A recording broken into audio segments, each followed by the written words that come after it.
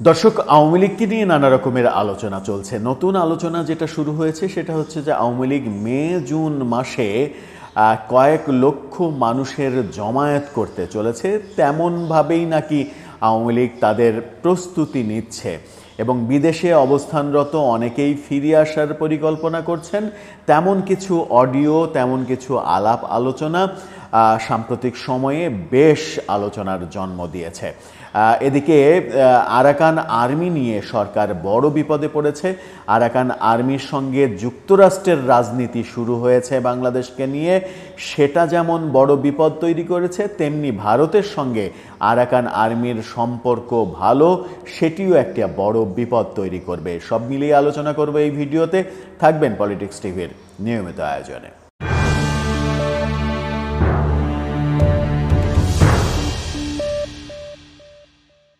দর্শক, পলিটিক্স টিভির নিয়মিত ভিডিওগুলো এখন থেকে স্পন্সর করছে প্রজাপতি.টিভি, নতুন ওটিটি প্ল্যাটফর্ম।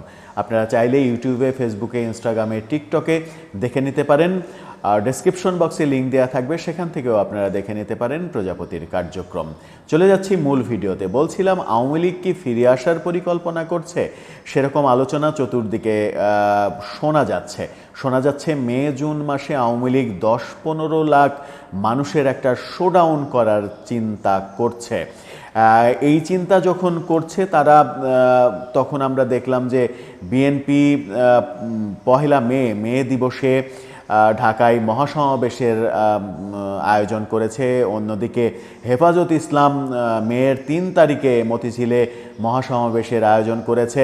ইসলামী আন্দোলন ঢাকায় নারীদের যে সংস্কার কমিশন, সেই সংস্কার কমিশন বাতিল না করলে তারা মহাসমাবেশের আয়োজন করেছে। সব মিলিয়ে মে জুন মাসটা বোধহয় রাজনীতির মাঠ অনেক বেশি উত্তপ্ত থাকার সময় বলেই মনে হচ্ছে।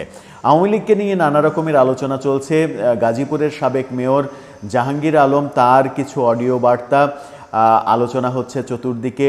তিনি বলেছেন যে দেশের বাইরে থেকে অন্তত 1000 নেতাকর্মী দেশে ফিরবে এবং দেশে ফিরে যদি তার মধ্যে 200 জন অ্যারেস্টও হয়, তাও স্টকে থাকবে 800 জন।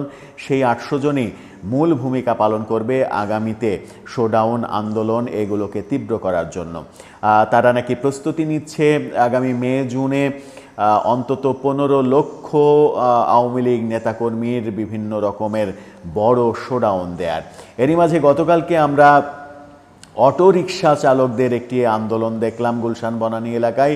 সেখানে অটোরিকশা চালকদের এই কর্মকাণ্ড দেখে অনেকেই বলছেন যে অটোরিকশা চালকরা আওয়ামী লীগ হয়ে ফিরে এসেছে।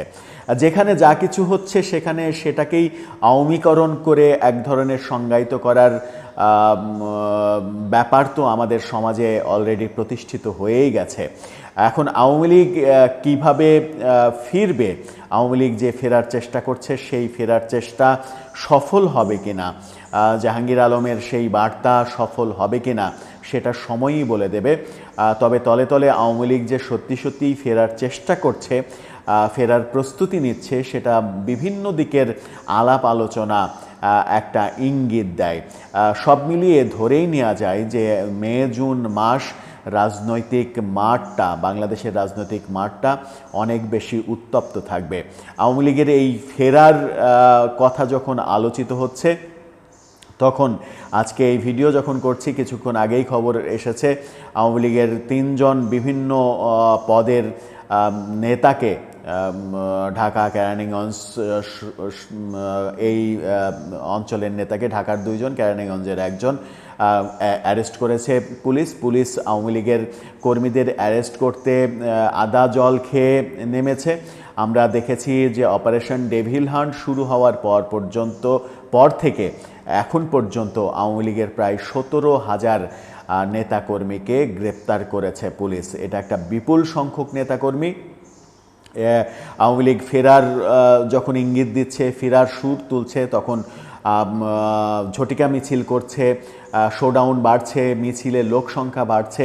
এটা নিয়ে সরকারও বেশ চিন্তার মধ্যে পড়েছে বলেই স্বরাষ্ট্র উপদেষ্টাকে সেই আইন বিবর্জিত ঘোষণা দিতে হচ্ছে যে আওয়ামী লীগের মিছিল ঠেকাও, ঠেকাতে না পারলে পুলিশের বিরুদ্ধে অ্যাকশান নেওয়া হবে। এরকম কর্মকাণ্ড যখন চলছে তখন সরকারের আর একদিকে একটা টেনশনের, মহা টেনশনের কারণ হয়েছে আরাকান আর্মি। আরাকান আর্মির সদস্যদের আমরা বাংলাদেশের অভ্যন্তরে ঢুকে জলকেলি খেলতে দেখেছি, মঞ্চে ব্যানারে তাদের নাম দেখেছি। আরাকান আর্মির আয়োজনে সেই জলকেলি উৎসব হয়েছে। তারা সশস্ত্র অবস্থায় এই উৎসবে অংশগ্রহণ করেছে। স্বরাষ্ট্র উপদেষ্টা বলেছেন আরাকান আর্মির অনেকে বাংলাদেশে বিয়েও করেছে। তো বিয়ে করেছে তো কী হয়েছে, আপনার তো দায়িত্ব সেগুলো ঠেকানোর, আপনি ঠেকাতে পারছেন না, না পেরে আবার অযথা অপ্রাসঙ্গিক মন্তব্য করছেন, সেটাও তো একটা বিরক্তিকর ব্যাপার জনগণের জন্য। সরকার যখন এই ব্যাপারগুলো নিয়ে একটু চিন্তিত, তখন নতুন চিন্তা হচ্ছে যুক্তরাষ্ট্র থেকে শোনা যাচ্ছে নতুন চাপ এসেছে। যুক্তরাষ্ট্র থেকে চাপ এসেছে মায়ানমারে সামরিক সহযোগিতা দেওয়ার জন্য। মায়ানমারে যদি সামরিক সহযোগিতা দিতে হয় এবং যুক্তরাষ্ট্রের এই কথা যদি সরকার মেনে নেয়, তাহলে সেটা বড় ধরনের বিপদ আনবে সরকারের জন্য। সরকার যুক্তরাষ্ট্রের বর্তমান প্রশাসন, ট্রাম্প প্রশাসনের সঙ্গে সম্পর্ক উন্নয়নের ক্ষেত্রে কি শেষ পর্যন্ত যুক্তরাষ্ট্রের সেই অফার যেগুলো শোনা যাচ্ছে সেটা মেনে নেবে? যদি মেনে নেয়, তাহলে চীন, যার সঙ্গে এত সম্পর্ক উন্নয়নের চেষ্টা করছে সরকার, সেই চীন একেবারে 180 ডিগ্রি বেঁকে বসবে। ভারতের সঙ্গে আরাকান আর্মির সম্পর্ক যথেষ্ট ভালো, সেই ক্ষেত্রে সেটাও একটা বড় আশঙ্কার ব্যাপার। আরাকান আর্মি ভারতের সহায়তায় বাংলাদেশের সীমান্ত অঞ্চলে অনেক ক্ষতির কারণ হতে পারে। সব মিলিয়ে বাংলাদেশ একটি ত্রিমাত্রিক সমস্যার মধ্যে পড়েছে আরাকান আর্মি মায়ানমারকে নিয়ে। সেই সমস্যা কতটা কূটনৈতিক সফলতার মধ্য দিয়ে ডক্টর ইউনূস সরকার পাড়ি দিতে পারেন, সেটাই এখন দেখার বিষয়। তবে এই সমস্যা পাড়ি দেওয়া খুব একটা ছেলে খেলার ব্যাপার নয়। সেটা যখন আমরা দেখছি, তখন প্রধান উপদেষ্টাকে কাতারে গিয়ে দেখলাম আবারও তিনি 7 সিস্টার নিয়ে কথা বললেন, ভারতের কথা বললেন এবং বঙ্গোপসাগরের একচ্ছত্র মালিকানা নিয়ে কথা বললেন। বঙ্গোপসাগরের একচ্ছত্র মালিকানা বাংলাদেশের, সেই ব্যাপারেও কথা বললেন। শুধুমাত্র এই কথাগুলোর কারণেই আমরা দেখেছি চীন সফরে গিয়ে এই কথাগুলো বলার জন্যই ভারত বাংলাদেশের সঙ্গে ট্রান্সশিপমেন্ট চুক্তি বাতিল করেছে। অতি সম্প্রতি একদিন আগে রেলের সহায়তা 5,000 কোটি রুপি সহ আরও অনেক সহায়তা তারা স্থগিত করে দিয়েছে। আদানির বিদ্যুৎ বন্ধ হয়েছে। অনেক কিছুই কিন্তু আমরা দেখছি ভারতকে প্রতিশোধপরায়ণ হয়ে সিদ্ধান্ত নিতে। আবারও ডক্টর ইউনূস 7 সিস্টার নিয়ে কথা বললেন। আবারও এই ব্যাপারটা উত্তপ্ত হবে। আবারও ভারতের নতুন কোনো অ্যাকশান দেখলে আশ্চর্য হবার কিছু থাকবে না। সব মিলিয়ে আমার মনে হয় যে ডক্টর ইউনূস যেহেতু রাজনৈতিক ব্যক্তি না, সেহেতু রাজনৈতিক যে কূটনীতি, সেই কূটনীতির জায়গায় তিনি হয়তো খুব একটা দক্ষ ঝানু ব্যক্তির মতো পরিচয় দিতে পারছেন না, যার কারণে তার কথাগুলো বাংলাদেশের ক্ষতির কারণ হচ্ছে। দর্শক, আপনার মতামত জানিয়ে লিখতে পারেন আমাদের কমেন্ট বক্সে।